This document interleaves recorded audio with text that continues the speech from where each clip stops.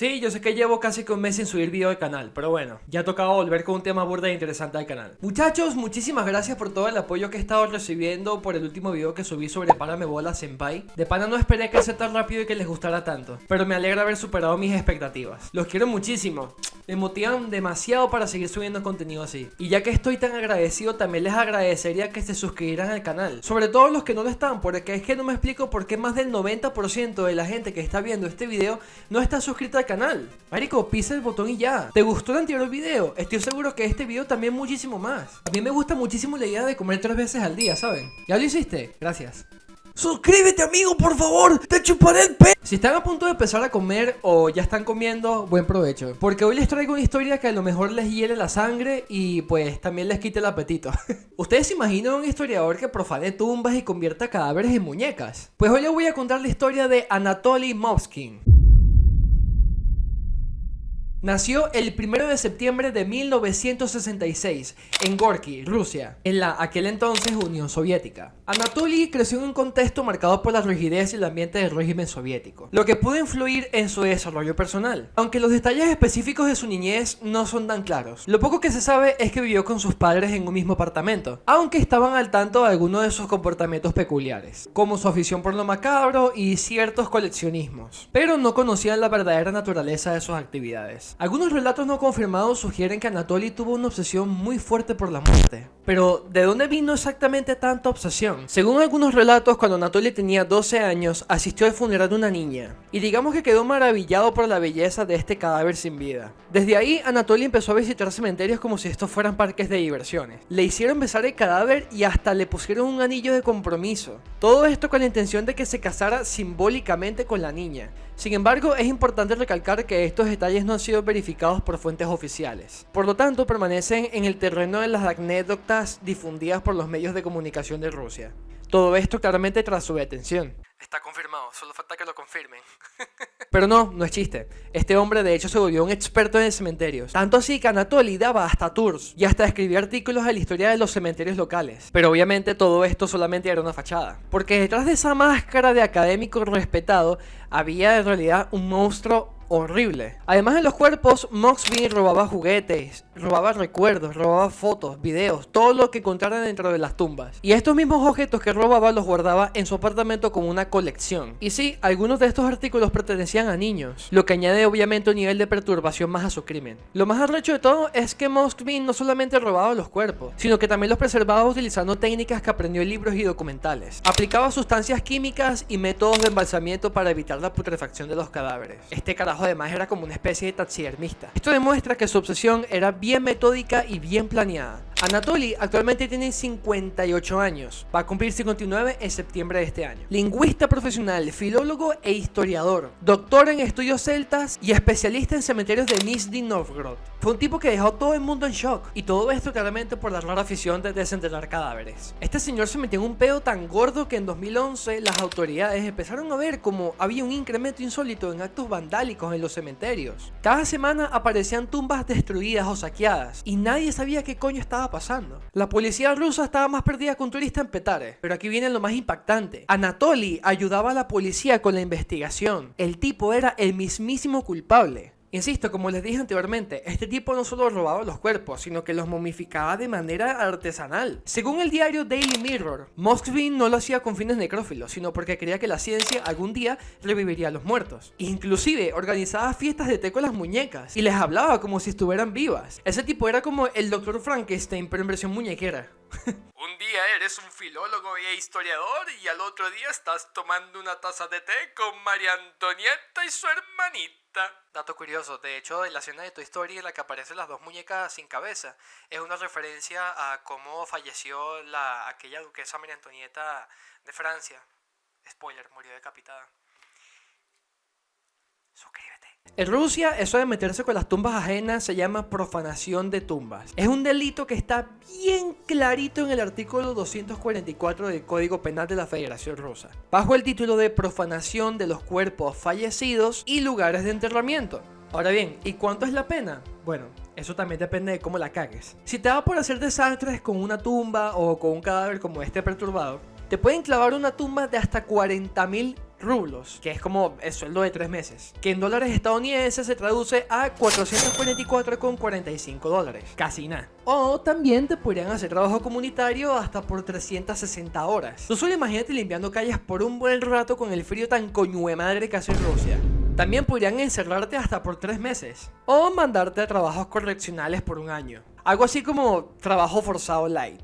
Pero si lo haces en combo tipo con otros panas, por odio racial, político, religioso, cualquier otra loquera, y además usas violencia o amenazas, te pueden restringir la libertad hasta por 3 años, tipo dándote casa por cárcel. O directamente meterte preso hasta por 5 años. Y si les da la gana te pueden arrestar desde 3 hasta 6 meses. Ahora bien, ¿y cómo es el juicio? Primero lo que va a hacer la policía es investigar todo el zaporoco que armaste. Después te llevan al tribunal donde presentan las pruebas y escuchan a los testigos. Y si te encuentran culpable, pues el juez va a decir cuáles de las penas mencionadas te toca, según la gravedad de tus acciones y bueno, las circunstancias del caso. Y conociendo lo corrupta que es la ley rusa, pues capaz siempre terminas peor de lo que esperas. Así que yo creo que va a ser mejor que te lo pienses 2 veces antes de meterte en un cementerio a profagar tumbas de Rusia, ya que esta gente no se anda con cuentos y las consecuencias pueden ser bien serias. Pero bueno, retomando el caso, ante la falta de pistas, decidieron recurrir a este historiador local y bueno, vaya que se equivocaron. Resulta que cuando los agentes visitaron la casa de Mosbin, se encontraron con una escena de terror. O sea, ustedes tan solo imagínense 29 cadáveres momificados de niñas, obviamente convertidos en lo que él llamaba muñecas. Todas vestidas y maquilladas con máscaras de cera como para que parecieran juguetes. E incluso, este tipo me acuerdo que les incrustaba una caja de musical en el pecho. En 2008, Anatoly escribió sobre el ocultismo y la esvástica en su ensayo La cruz sin la víctima. Ahí celebraba el renacimiento de las sociedades ocultistas en los años 90, después de que en la Unión Soviética se prohibiera este estudio. Mosbin se especializó en la cultura celta y en el luciferismo agnóstico, un movimiento que ve a Lucifer no como Satanás, sino como un tipo de Prometeo, digamos que es el que trae la luz del conocimiento, porque para él los muertos era como una especie de fuente de saber prohibido. Y además de esto, él era profesor en la Universidad de Moscú. Él decía que ya no había restricciones en las investigaciones sobre estos temas, pero todos sabemos que este tipo no solamente se quedó en la teoría.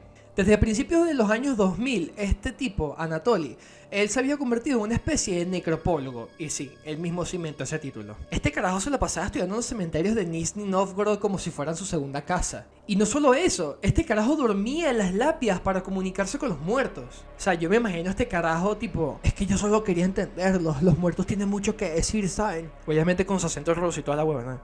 Bueno, en los años siguientes, Mosbin siguió viviendo con sus papás, a pesar de tener 45 años. Nunca tuvo pareja y siempre se consideró asexual. Sus padres siempre pensaron que su afición por las muñecas eran como un pasatiempo raro que no tenía nada que ver con algo malo. Pero cuando la policía interrogó a los padres, ellos aseguraron que nunca sospecharon nada. Pensamos que era su hobby hacer muñecas grandes, dijo su madre Elvira de 76 años, pero nunca imaginaron la verdad. Entre las víctimas estaba Olga Chardimova, una niña de 10 años que falleció en 2002. Su madre recordó que la pequeña le dijo que ya era lo suficientemente grande para cruzar la calle sola. Ese mismo día, un drogadicto la raptó, la golpeó con una barra de metal y le robó los pendientes que llevaba. El cuerpo de la niña pasó 9 años metida en la casa de Mosbin, obviamente vestida como una muñeca de porcelana. O sea, tú imagínate que venga este enfermo mental a desenterrar el cadáver de una ser querida y que haga una muñeca con ella.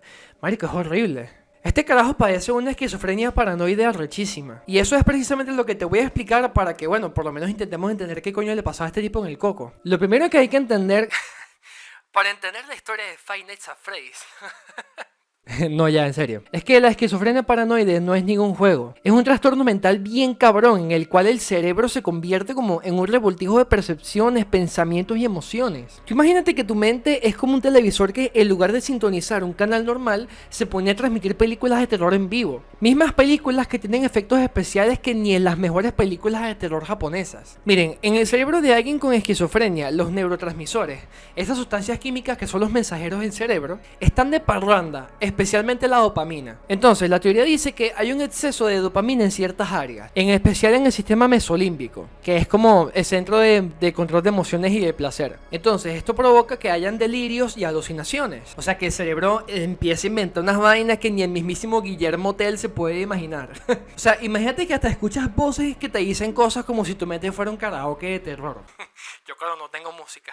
No. Y además, hay estudios que han demostrado que en este despelote mental se pueden como presentar cambios estructurales dentro del cerebro. Llámese ventrículos agrandados, llámese reducción en la corteza prefrontal, bueno, el hipocampo, que son las áreas, digamos, que son las encargadas de tomar decisiones. Y también, bueno, de recordar cosas y manejar las emociones. Es como si la parte ejecutiva del cerebro se fuera de vacaciones permanentemente, dejando al resto en completo descontrol. Y miren, desde el punto de vista clínico, la esquizofrenia se diagnostica cuando aparecen síntomas como delirios, esas ideas fijas y absurdas, alucinaciones, pensamiento desorganizado y hasta comportamientos rarísimos. En el subtipo paranoide, lo común y lo típico es que la persona siempre crea que está en una constante persecución, como que todo el mundo está en su contra, como si viviera en una especie de película de espías donde él es protagonista que es perseguido como por agentes invisibles. Entonces lo que estoy tratando de decir es que este trastorno es multifactorial, lo que quiere decir que no se debe a una sola causa. Esta esquizofrenia paranoide muchas veces suele estar influenciada por la genética. Lo que quiere decir que, marico, si en tu familia tienes antecedentes, pues te toca la lotería, pero una lotería bien fea. Es lo que yo llamo la ruleta rusa de la esquizofrenia familiar. Ya sea por factores tipo traumas o estrés severo y por esos cambios neuroquímicos que ya te conté. Ahora bien, ¿por qué a Anatoly le pasó esto? Y miren, aunque no se conocen todos los detalles como tal, se dice que desde pequeño pudo haber sufrido como unos pequeños eventos traumáticos que dejaron como una marca indeleble en toda su infancia. Y más que su infancia, también su psique. O sea, tú imaginas un niño que en vez de jugar en el parque, asiste a funerales que lo dejan marcado para toda la vida. Y esa primera experiencia que tuvo con aquella niña que ya les conté, es lo que, coño, por muy perturbadora que haya sido, yo siento que pudo haber sido como el inicio de un camino oscuro que culminó en una obsesión por lo macabro, pero arrechísima. Y lo más inquietante de todo esto es que este trastorno lo llevó a tener una doble vida. Porque, a ver, por un lado, era un erudito respetado que hacía aportes en lingüística y filología, pero por el otro, verga, su mente lo llevaba a desarrollar rituales oscuros como convertir cadáveres en muñecas. O sea, un cerebro que en apariencia es de alta academia, de alta alcurnia. Pero a la vez, esta vaina se descontrola hasta el punto de transformar la muerte como en una especie de retorcida forma de arte macabro. Y si ustedes me preguntan a mí, yo creo que es espeluznante pensar cómo las mejores mentes de la humanidad muchas veces padecen de este tipo de trastornos y es bastante feo, de verdad. O sea, es como tener un cerebro que se vuelve un circo de alucinaciones, como si en lugar de ver el show de los Muppets o el show de los muñecos, como le quieran llamar, estuvieras en un reality show de alucinaciones horribles en donde todo está mal. Y por supuesto donde la lógica se fue para el carajo. Y bueno, mientras que la dopamina hace su rumba en el cerebro, la demás corteza del cerebro está como que, ok, ¿y ahora qué hacemos? O sea, marico, es como si un DJ enfermo se adueñara en la cabina de control y pusiera música de horror sin parar. En fin, la esquizofrenia paranoide, pues bueno, es un trastorno brutal que mezcla genética, ambiente y desajustes neuroquímicos. Y en el caso de Anatoly, esto se tradujo en una obsesión tan retorcida, marico, que transformó su realidad en un cuento de horror digno de las peores pesadillas. Es lo que yo llamo una tragicomedia brutal. Bien, en la casa de Anatoly, los agentes encontraron hasta un manual para confeccionar las muñecas. Imagínense eso. Tenían mapas de los cementerios de la región y fotos y videos de las tumbas abiertas y los cuerpos desenterrados. Ah, bueno, y como si eso fuera poco, se llegó a deducir que este hombre había actuado en unas 150 tumbas. Imagínense la cantidad de profanaciones, es que es una locura. Y lo más impactante es que en 2011 se había revelado que Mosby no solamente había actuado en esas tumbas, sino que también confesó la profanación de 44 tumbas de las niñas. Mismas niñas cuyas edades oscilaban de entre los 3 hasta los 12 años. Y cuando fue detenido, su discurso era espeluznante, era escalofriante. Decía que los padres de las niñas habían abandonado a sus hijas y que él las había traído a casa y las había calentado. O sea, era una narrativa demasiado asquerosa. Años después, el tribunal dijo que Mosby seguiría con el tratamiento desde casa. Y como ustedes se podrán imaginar, las familias de las víctimas se arrecharon que jode, por supuestísimo. Furináticos, si les está gustando esta historia tan tenebrosa, les recomiendo darle like al video y por supuesto suscribirse. Ya estamos a punto de llegar a la brecha de los 1000 suscriptores, así que por favor necesito su ayuda para poder cumplir esta meta este año. Así que comparte el video y activa la campanita, ¿ok? ¿Listo? ¿Ya lo hiciste? Vale, continuamos. Ahora vamos a hablar del proceso judicial y la actualidad. Bueno, como les había dicho antes, en 2011 Moskvin había sido detenido y fue llevado a los tribunales. Durante el juicio se sabe que Anatoly jamás mostró ningún signo de arrepentimiento. Y de hecho, se negó a pedir perdón a las familias. Todo esto asegurando, por supuesto, de que los derechos de las niñas habían terminado en el momento en el cual los padres habían enterrado a las mismas. Un comentario que sin duda hizo arrechar a todo el mundo. Y bueno, como era de esperar, en 2012 Moskvin fue declarado culpable luego de haber confesado que profanó 44 tumbas. Pero no, spoiler, este tipo no fue a la cárcel. Por esta razón y por supuesto porque no había demostrado signos de arrepentimiento, lamentablemente pusieron a este tipo en un hospital psiquiátrico. Pero ojo, se dictaminó que debería seguir internado en el psiquiátrico por más de 6 meses, ya que se le negó cualquier intento de liberación porque tenía que cuidar de su madre. Todo esto alegando que él estaba recuperado. Pero ¿cómo no haber mostrado ningún tipo de culpa luego de haber causado tanto dolor? Así que por ahora este monstruo va a seguir recluido en el hospital y bueno, su caso será revisado nuevamente dentro de 6 meses. Las reacciones de la familia, por supuesto, siempre han sido contundentes. Y de hecho, la madre de una de las niñas, Natalia Chardimova, ella misma había declarado que no se había dado cuenta de que en el ataúd de su hija, en las visitas regulares que ella hacía, estaba vacío el ataúd. Y por supuesto, luego de darse cuenta de este pequeño pero tan grave detalle, obviamente esta señora tampoco quiere la libertad para Anatoly, ya que ella misma dice que este señor trajo mucho miedo, terror y pánico a su vida, y que más bien le alegra saber que Anatoly va a pasar el resto de su vida en el hospital. Incluso había comentado que ahora va a tener la oportunidad de ponerle una lápida en la tumba de su hija. Muchachos, esta historia nos invita a reflexionar bastante, porque ¿hasta dónde puede llegar una obsesión enfermiza? O sea, yo me pregunto, ¿qué tan profunda debe ser la alteración mental para cometer actos que transgredan lo sagrado y lo humano? Es una lección dolorosa sobre la importancia de cuidar nuestra salud mental y por supuesto respetar el descanso eterno de nuestros seres queridos. Para cerrar este video también quería dejarles una reflexión final sobre el caso de Anatoly, ya que siento que también es como un recordatorio estremecedor de cómo la obsesión y la enfermedad mental muchas veces pueden llevar a actos que desafían toda lógica y moral. Aunque la justicia ha actuado para proteger a las familias y la memoria de las víctimas, este suceso nos hace cuestionar los límites entre la locura y los crímenes. Nos obliga a reflexionar sobre un sistema que cuide la salud mental de todos nosotros. Ahora, la pregunta va para ustedes, querida audiencia. Moskvin nunca mató a nadie, pero la verdad, yo creo que los crímenes son de los más perturbadores que se han visto en Rusia. ¿Qué piensan ustedes? ¿Creen que la esquizofrenia justifica sus actos? ¿O simplemente era un enfermo mental con una obsesión macabra? ¿Creen que la esquizofrenia puede llevar a alguien a cometer actos tan extremos? ¿O hay otros factores en juego? Y por supuesto, ¿qué opinan sobre todo este caso? Quiero leer su opinión en la bandeja de comentarios. El debate está servido. Recuerden, mi gente, que si les gusta este tipo de contenido, están invitados cordialmente a unirse a mi servidor de Discord, Furionáticos, en donde solemos hablar de este tipo de temas. Y si quieren un contacto más directo conmigo y mi comunidad de WhatsApp, también la tienen disponible en la descripción de este video, junto con obviamente todas las fuentes de información que ayudaron a fomentar esta investigación. Y bueno, Furionáticos, eso fue todo por el video de hoy. No olviden suscribirse al canal, ya estamos casi alcanzando la brecha de los 1000 suscriptores. Cada uno de ustedes es importante para mí. Activen la campanita para no perderse nada de mi contenido nuevo. Dejen su like y compartan este video para que más personas puedan ver historias tan estremecedoras como esta. Y por supuesto, como es costumbre, antes de que se vayan les voy a dejar por aquí el caso de Paramebola Senpai. Un caso que también se hizo bastante popular precisamente porque trataba el caso de un perturbado mental que tenía una obsesión enfermiza por las niñas. Así que si te gustó esta investigación, estoy segurísimo que esta muchísimo más todavía. Así que dale click y nos vemos por allá.